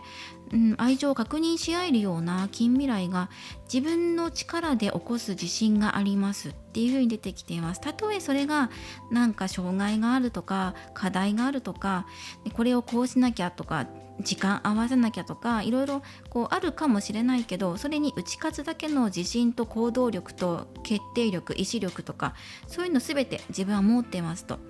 だから動くんですよっていうこと。そしてあなたに求めるものっていうのはもう癒しですよね。自分が戦い抜いてきたから頑張ったね、ありがとうとかねぎらってくれれば、もうそれだけで自分は満たされるんだっていうことですね。すごく強い方ですね、このお相手が。そしてこちらのオラクルカードも見ていきましょう。そう、最初にこれが一番謎めいてるなっていう風に出てきていたカラスのカードなんですけど、これはもしかしたら何かを超えて、それは常識の枠とか、例えば海外恋愛だったりとかね、とか何かの枠を超えて2人がつながっていくっていうことも表しているかもしれないですね。または何かしらの障害があったとしても、それに打ち勝つだけの力っていうのを持ってるので、例えば立場を超えた恋愛だったりとか、それは2人の間でしか分かち合えないような世界観っていうのがあって、そのまま行きますよっていう感じなんですよね。すごく、極端な話をするんですけど、例えばこのお相手が立場のある方で、すごく夢のようなお話になっちゃうんですけど、とある大スターですと、有名人ですと、その方との恋愛ですね。で、自信があって、あなたと恋愛関係になっていくっていうことに関して自信があって、で誰にも言えないかもしれない秘密の恋愛になるかもしれない、付き合ってるっていうのは。なぜかというと、この人に立場っていうのがあるからなんだけれども、誰にも言えないけど自分たちだけの時間をすごく大切にしたいっていうのを思ってるので、近々動きは自分から出そうって思ってるし、もうすでにどうやって動いていこうかなって、もう気持ちも十分こう自分の中で満たされているので、足りないものがないと、不足しているものがない。唯一不足しているものがもしあるとするんだったら、タイミングだったりとか、そうですね、周りのことを考えなきゃなっていうところはあるんですけど、押し通すんじゃないかなって思います。近々恋愛関係になっていくんですかっていうふうに見ると、一人の時間を過ごす、恋愛関係になっていく可能性は高いんですけど、いつも一緒にはいられないっていうのは出てますね。そこは理解して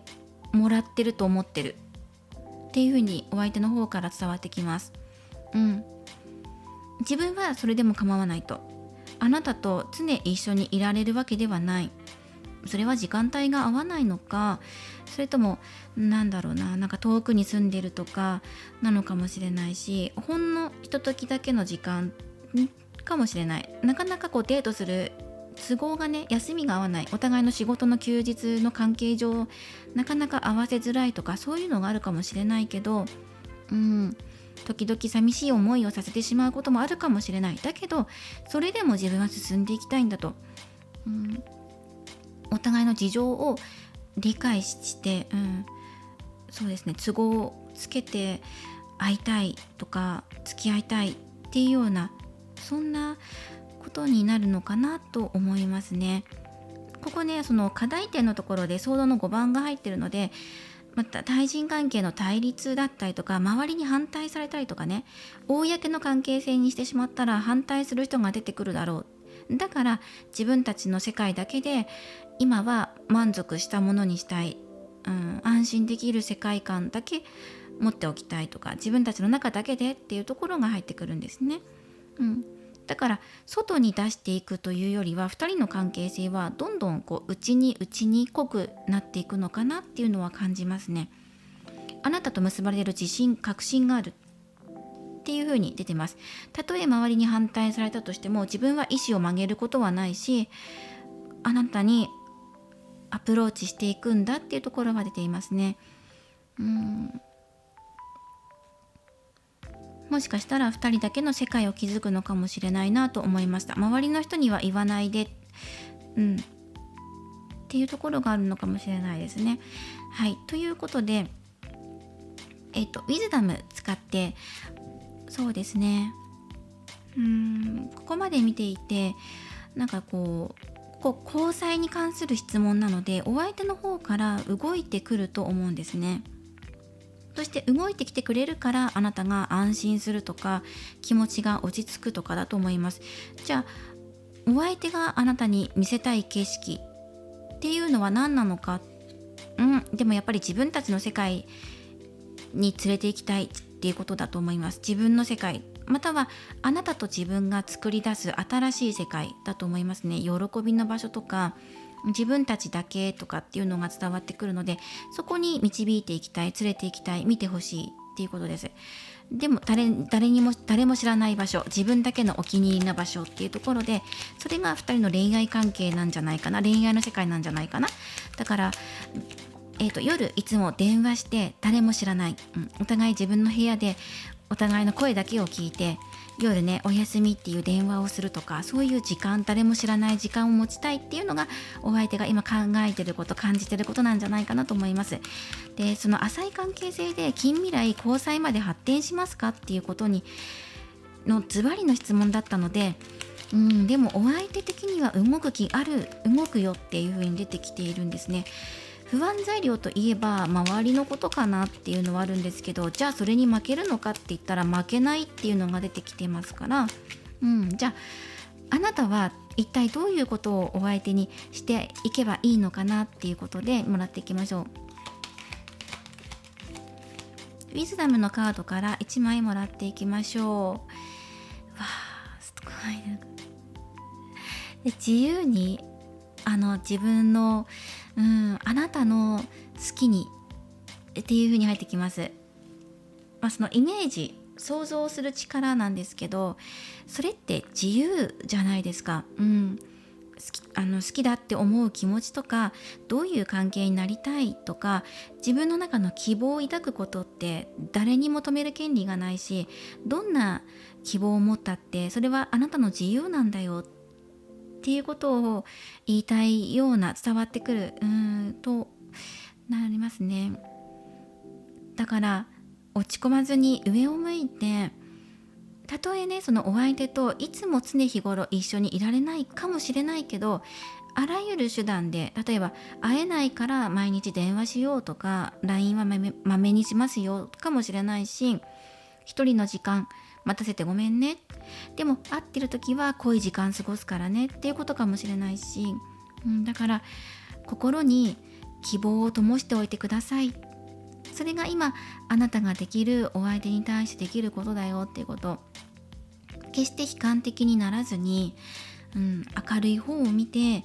あなたが思い描いていければ、希望を持ち続けていけば、2人の関係性はぐっと縮まっていくだろうって。で、そしてやっぱり一人の時間を過ごすってことも出てくるから、時々寂しいなとか近くにいてほしいなって思うことも出てくるし、誰かに自分たちの関係を言いたくなったりとか、自分がこのお相手のこと好きだっていうのを相談したいし、お相手からも好きだって言ってもらってるんだよねってことを誰かに言いたくなっちゃうんだけど、そこはあえて言わないでおこうって、自分たちの胸の中に明るい気持ちだけ残しておいて、それは外に光を漏らさないでおきましょうっていうのがメッセージとして入ってきました。はい、この恋進展しますかっていうことで、このお相手なんか特別な感じがするので、なんか独特な役職だったり、お仕事に疲れている方だったり、生き方をされている方なのかもしれません。でも孤独を感じることがあっても、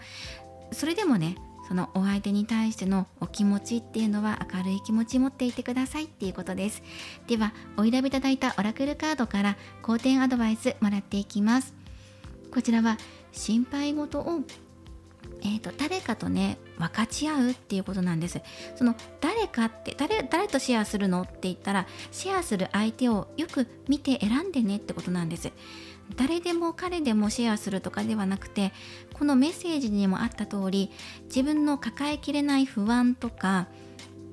自慢したい気持ちも出てくると思う。誰かに何か共有したくなってくる。それはよくよく選んでねっていうことです。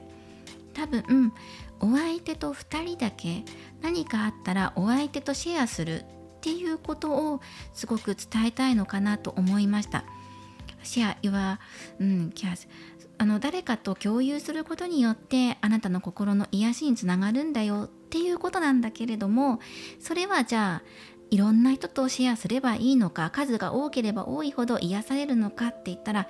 量ではなくて質なんじゃないのっていうふうにお相手のメッセージで入ってくるんですね。だからお相手にシェアしてくださいっていうことです。心配、不安、一人の時間が寂しいとか、そういうことでもお相手に話していきましょう。そうして自分の気持ちをお相手と共有することを伝えていくことによって、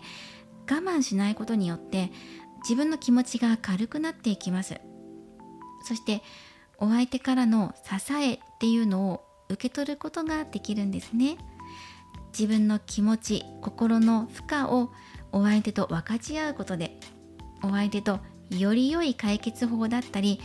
より近い距離感っていうのを、生み出すことができます。シェアする、誰にあなたの気持ちをシェアするんですかっていうところをよく見てください。で、そしてこのカードを見ている限りだと、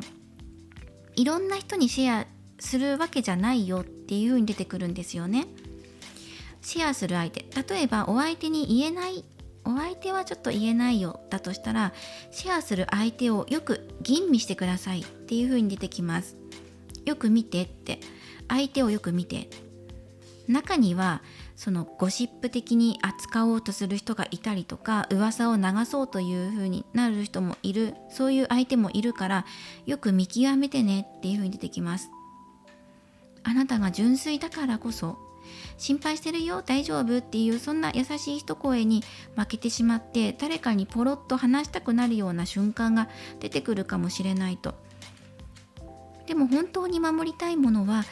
お相手との気持ち、絆じゃないのかっていうところで、誰にも言えない何かを抱える可能性が3番さんありそうなんですね。なのでそのシェアする相手をできるだけ少なめにした方がいいのかなと思いました。参考にしてください。今回は浅い関係の片思い、お相手と近未来お付き合いできますかっていうのをテーマに見ていきました。これからもリーディング動画を投稿していきますので、高評価やコメント、そしてチャンネル登録をよろしくお願いします。ではまた次回の動画でお会いしましょう。最後までご覧いただきありがとうございました。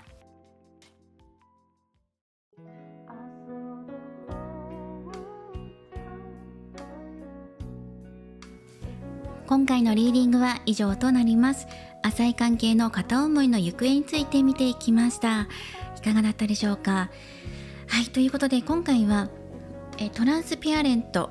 のオラクルカードを使っています。透明なオラクルカードになっていて、こちら使い方なんですが、このように絵を重ね合わせていきながらインスピレーションを使って、読んでいく。もちろんカードそれぞれタイトル付けられていまして、その、カードの意味合いも取りながら組み合わせによって絵柄が変わっていくんですね。なのでそれでイメージ、あとはイメージの力で、このように見ていったりとかしていくっていう、そんなね面白いオラクルカードを使ってみました。で、透明なオラクルカードなのでやっぱり絵柄をね組み合わせるっていうことで、かなりこう手元が映ってしまって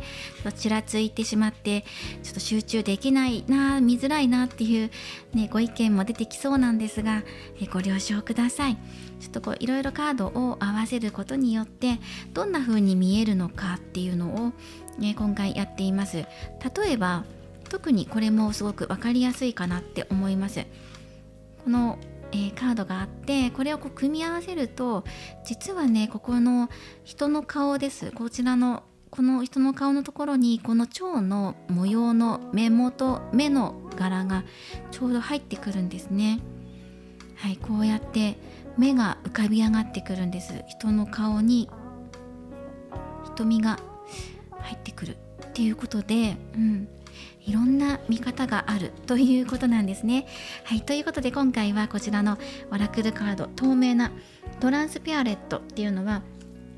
透明なっていう意味があります。透明なオラクルカード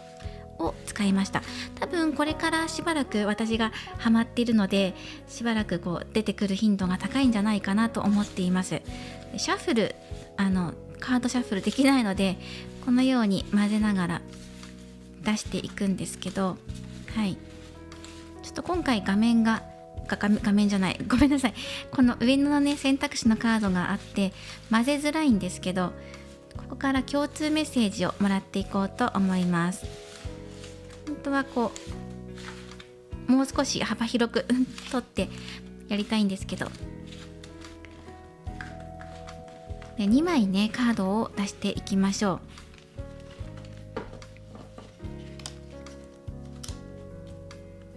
片手でなかなか持ち上げづらいので両手で持っていきます。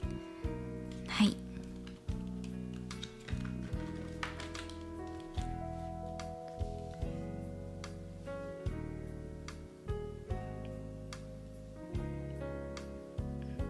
はい、失礼しました。では行きましょう。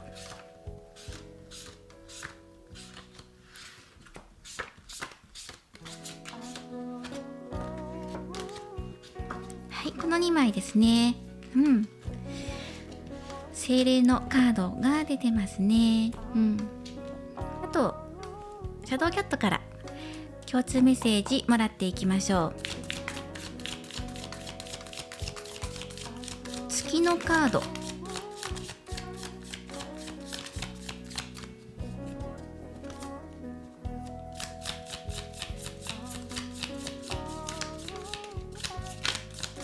そして水の精霊のカードも出てきていますね。神秘的な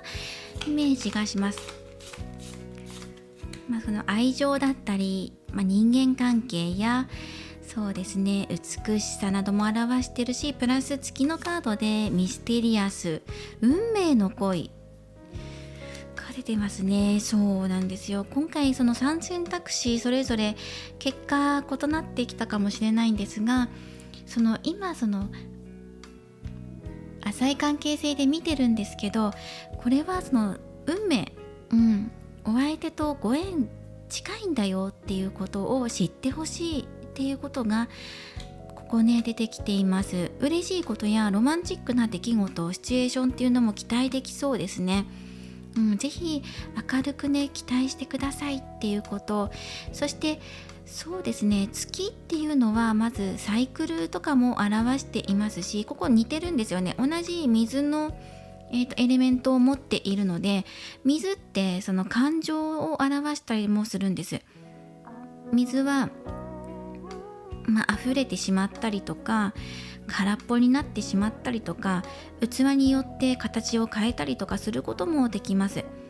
柔軟性はあるんですけど、その分溢れてしまった時にせき止めるものがなくなってしまったり、中にはね溢れ返りすぎてしまって歯止めが効かなくなってただただ溢れていく、流れていくっていう、その流れの勢いもものすごく強いだったりもするし、水の力っていうのもすごいですよね。せせらぎのようにキラキラ流れていくような時もあれば、もう怒涛のように溢れていく時もあったりとか、その感情のコントロールが難しいっていうところはあります。ただ水は美しいし浄化するものでもあるし、そこに美しさやきらめき、そして気持ちよさっていうのも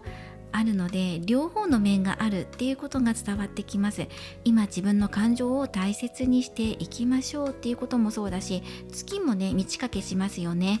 あと月は海の満ち引きにも関係してきます。なのでやっぱりもし浄化をするのであれば、月や水を使った浄化だったりとか、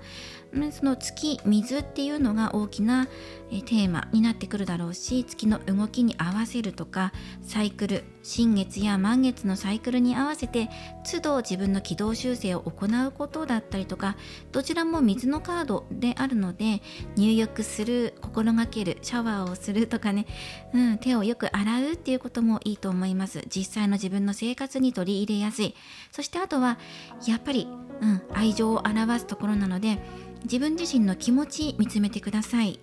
どうでしょう、どんな形をしてますか？あなたの中の感情のカップ、器の形はどんな器でしょうか？平たくて大きいとか、背が高くて細長いとか、花瓶のような器であるとか、おちょこのような小さいものであるとか、人によっていろいろ様々形が違います。自分の形を確かめてみましょう。今のあなたの感情の形はどうでしょうか？中には星型ですっていう人もいるかもしれませんし、穏やかにゆっくりと波打っていますなのか、今何もなくて空っぽで、あともう一滴二滴のような状態なのか、溢れ返ってしまってますなのか、なるべく穏やかな海をイメージしてください。月明かりのもと、ゆっくりと揺れる海辺、夜の海辺にあなたは座って海を眺めて自分の気持ちをリセットしています。まるでそんな風景を目を閉じてイメージしてください。そうするとこの水の精霊があなたの元にやってきて、心の支えとなってくれるでしょう。コミュニケーションが潤滑になったりとか、誰かに思いやり、愛情、好きなお相手、浅い関係なんだけれども、それでも手を取り合って近づいてみようかなっていう優しい気持ちになれるでしょう。また月のサイクルにも注目してください。満月、新月の時期に注目するといいでしょう。そしてそうですね、運命の恋っていうのもあるので、今回この動画をご覧いただいた方は、やはりこの浅い関係とはいえ、このお相手との何かしらのご縁を感じてらっしゃる。そしてお相手も感じてらっしゃるんじゃないかなって思ったんです。なのでこれは前進していく予感があるなと思いました。できるんだったら悲しいことで涙を流すのではなく、嬉しいことで涙を流したい。嫌なことは水に流し、そして嬉しいことで水に浸かり、自分の浄化をしていく、お清めをするっていうことを意識してみてください。